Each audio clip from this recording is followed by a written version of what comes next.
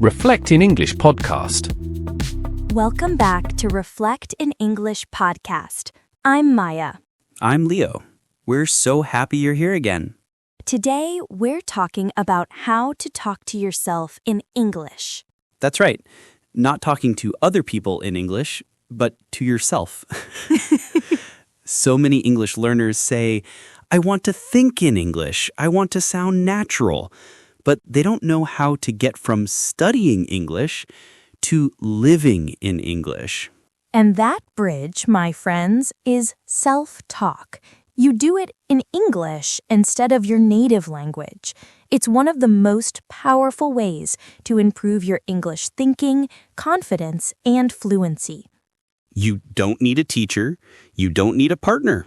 You just need your brain, your day, and a bit of courage to sound silly sometimes. Let's clear one thing first. Talking to yourself doesn't always mean speaking out loud. Right, you can do silent English thinking or mind talk. That's when you're just thinking sentences inside your head in English. But the first time you talk to yourself in English, it feels a bit strange. Yep, that moment when you try to think in English and your brain just freezes, like a computer from the 90s, loading. Exactly. You want to say something simple like, I should go grocery shopping, and suddenly you're like, wait, how do I say basket? Or was it cart? It feels exhausting because your brain is translating, editing, and panicking all at the same time. Right, and many people give up at that moment because they think, this is too hard, I'm not ready. But that feeling, that tiredness, it's actually a good sign. It means your brain is working. It's literally creating new connections, like muscles getting sore after a workout. Exactly. So if it feels difficult, that doesn't mean you're bad at it. It means you're growing. Still, we need strategies to make it easier, right? Because if it's always painful, no one will stick to it.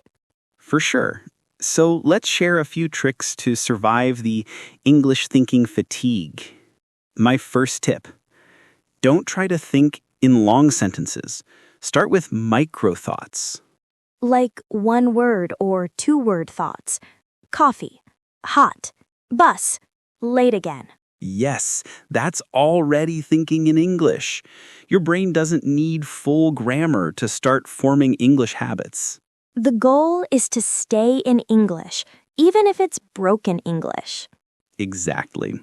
Another thing that helps is using helper phrases when I can't find a word. Like what? Like, what's that word? It's kind of like, wait, how can I say this? Yes, it keeps your inner voice alive in English instead of giving up and switching back to your native language. Exactly. You keep the conversation flowing, even if it's with yourself. Try to describe the words you don't know or can't recall. And sometimes when you describe a word, your brain finds it later. It's like warming up the language engine. Another very useful trick: switch between thinking silently and speaking softly. That's a good one. Yeah, when you only think, it's abstract, but when you whisper or move your lips, it becomes real and rhythmic. You use both your mind and your mouth. I love that. You're basically mixing internal and external practice. Makes it less tiring. Here's one of my favorite. Set a tiny time limit. Tell yourself, okay, I'll think in English for just 1 minute. When the minute ends, stop. Breathe. Switch back if you want. That's wonderful. It makes your brain feel safe. It's not a forever task. Exactly. And usually after a minute, your brain gets into flow naturally. It's like tricking your brain into enjoying the workout. I also tell learners it's totally okay to mix languages at first. Oh yes, you don't have to ban your native language completely. If you think partly in your native language and partly in English, that's fine. The English part will naturally grow over time. The more your brain gets used to switching, the faster it learns to stay in English. Exactly. It's like learning to swim. First, you stand in the shallow water, not jump into the ocean. Here's the part most people forget. Your brain has limits. Totally. Thinking in a second language burns energy. So, after 5 or 10 minutes of English thinking, if you feel tired, take a break. Don't judge yourself. It's not weakness, it's biology. Even bilinguals switch back and forth. Right. The goal is long-term growth, not non-stop effort. And also, notice the small wins. Like the first time you accidentally think a full sentence in English without trying. Or when you describe something to yourself automatically, like, oh, this smells good. That's the moment you realize your brain is switching naturally. Exactly. So celebrate those moments. They mean your English self is waking up. Right. Give yourself credit. Okay, now our listeners might ask, okay, Maya, Leo, now I want to try this, but what do I actually say? What's the first step? Good question. I'd say start small. Describe what you're doing right now. For example, you could say, I'm listening to the Reflect in English podcast. Maya is talking. Leo is laughing. And you can also try the everyday loop. It's just 3 simple steps you can repeat all day long. Step 1, notice what's happening. Say it in your head in English. For example, I'm opening the window. The air feels cold. My neighbor is cooking again. Step 2, react or comment. Add a small thought or feeling. It smells nice. I wish I could cook like that. This morning feels slow. And step 3, plan or decide. End the moment with an English decision. I'll make tea. I should leave soon. I need to focus. So you go notice, react, then plan. That's the loop. You can do this hundreds of times a day for 10 seconds each. The more often you do it, the faster English becomes your default inner language. If you make this a habit, English stops feeling like study time. It becomes part of your thoughts. Let's show some real-life examples. Maybe one at home, one outside, one at work. Okay, home first. You wake up. In your head, ugh, I'm still tired. What time is it? 7:30? I should get up. No, 5 more minutes. And then when you make coffee, this cup looks clean. No sugar today. My coffee smells amazing. Now outside, say walking to the bus. It's windy today. My hair looks crazy.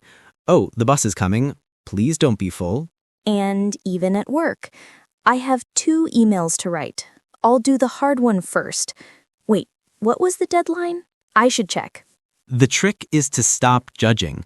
Don't overthink, is my grammar right? Just keep the flow going. Exactly. Grammar will catch up once your brain starts moving in English rhythm. Once you're comfortable with basic thoughts, you can start expanding your inner talk. Instead of just describing, start asking and answering questions in English. Exactly. Like, what should I do next? Maybe I'll study for 15 minutes. Should I text my friend now? No, later. Finish this first. That's basically you having a conversation with yourself in English. And that's real fluency training, because your brain is practicing both sides of dialogue. You can even role-play small conversations. Pretend you're explaining something to someone. Or do that with stories. Imagine telling a friend what happened yesterday, but in English. And you can extend it. Use self-guidance in emotional or decision moments too. Like, don't panic. Focus on one thing. You can finish this. Imagine you're walking to work. You can create a little scene in English inside your head. Like, a man is chasing his hat down the street. It's windy. He laughs as he catches it. Storytelling connects sentences naturally. Here's a fun challenge. Once a week, tell yourself a short story in English. Maybe something that happened that day or something completely imaginary. It could be 1 minute long. The goal is to keep your English voice alive. Yes. You can even record those stories and listen again after a month. You'll be surprised.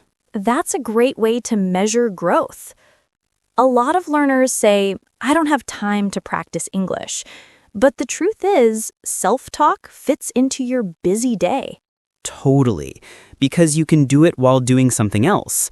Showering, walking, cooking, commuting. And ironically, it helps reduce stress. When you're rushing, try to switch your inner voice to English. It slows you down and makes you more aware. For example, when I'm frustrated, I tell myself, okay, stop. You're angry. Take a deep breath. When I do it in English, it somehow feels softer, like I'm listening to a calmer version of myself. I do that too.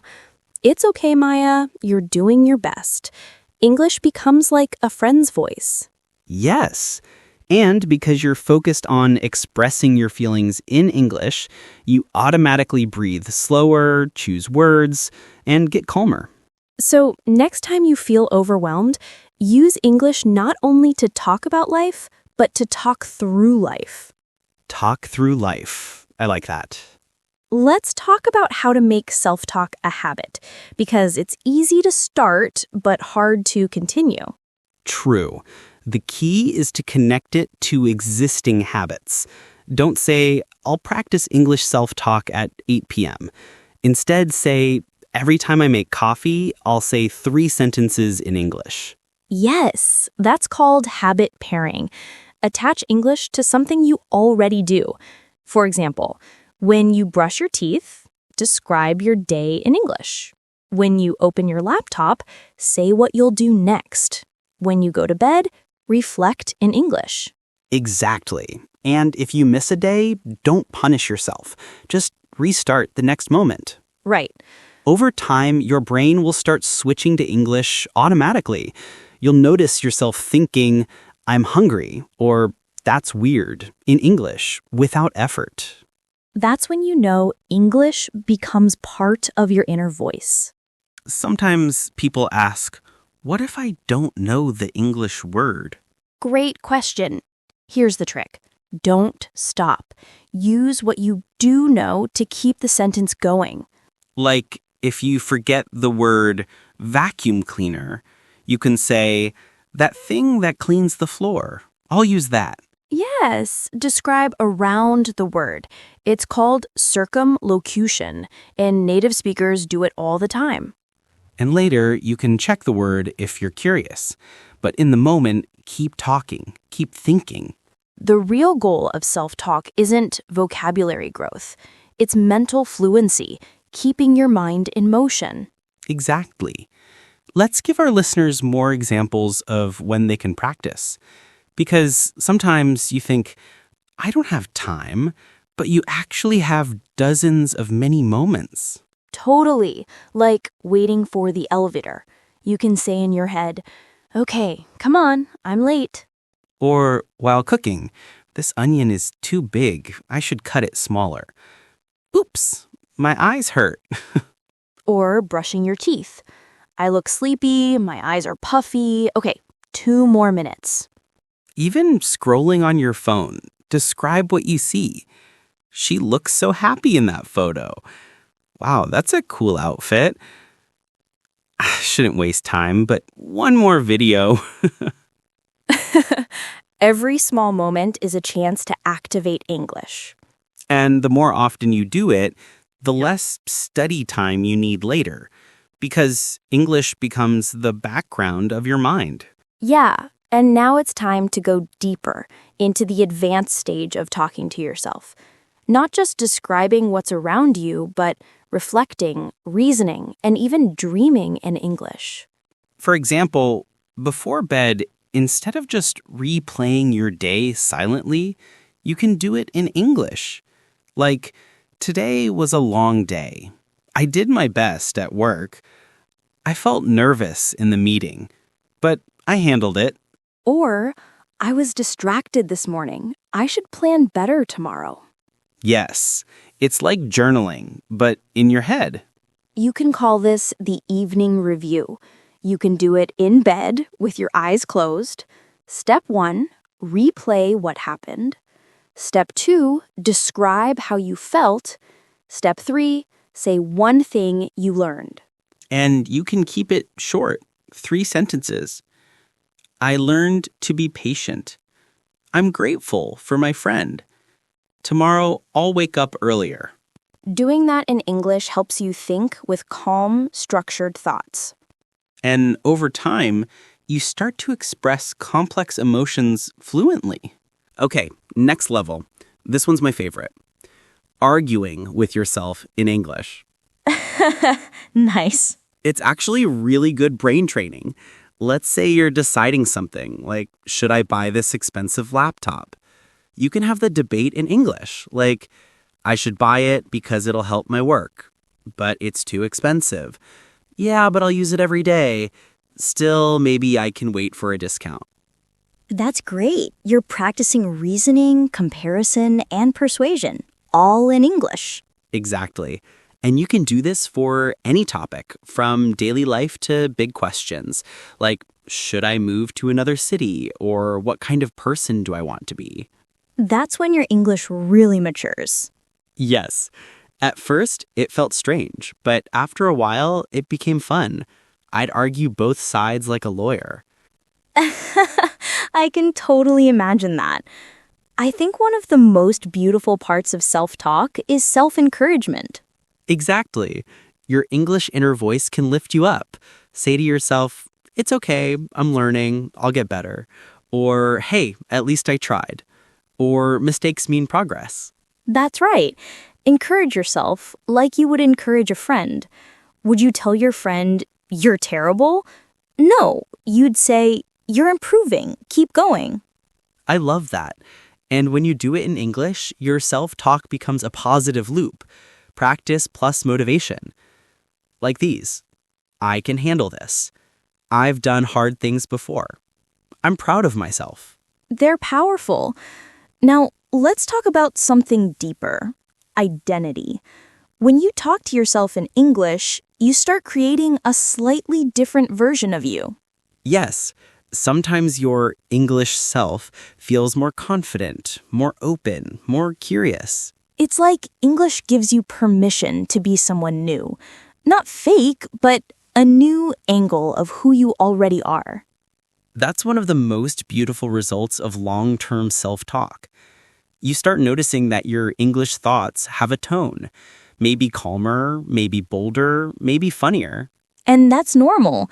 Every language offers a different window into our mind. Talking to yourself in English helps you discover a voice that's global, flexible, and reflective. It's like your inner monologue becomes bilingual, one part from your roots and one part from your growth. That's poetic, Leo. Well, maybe that's my English self-talking. I love it. Once you start having that bilingual inner world, you don't just learn English, you live it. Okay, before we close, let's give our listeners a final challenge. Yes, something they can start today. Here it is. The 7-Day English Mind Challenge. Every day for 1 week, spend just 5 minutes talking to yourself in English.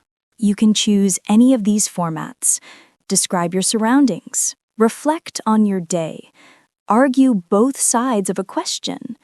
Guide yourself through a task. Express emotions or encouragement. You can mix them up. The key is consistency, not length. After 7 days, you'll notice your brain switching to English faster. You'll start thinking naturally without translation. And once you reach that point, keep going. That's how you talk to yourself in English. You know, Leo, this topic always reminds me why I love teaching languages. Because it's not about grammar, it's about finding your own voice in another language. Yes, and that voice starts quietly, maybe just a whisper in your mind. But if you keep listening to it, keep talking to it, it grows stronger. And one day, you realize you're not studying English anymore. You're just being yourself in English. Beautifully said. So to everyone listening, start small. Be kind to yourself and let English be part of your daily thoughts.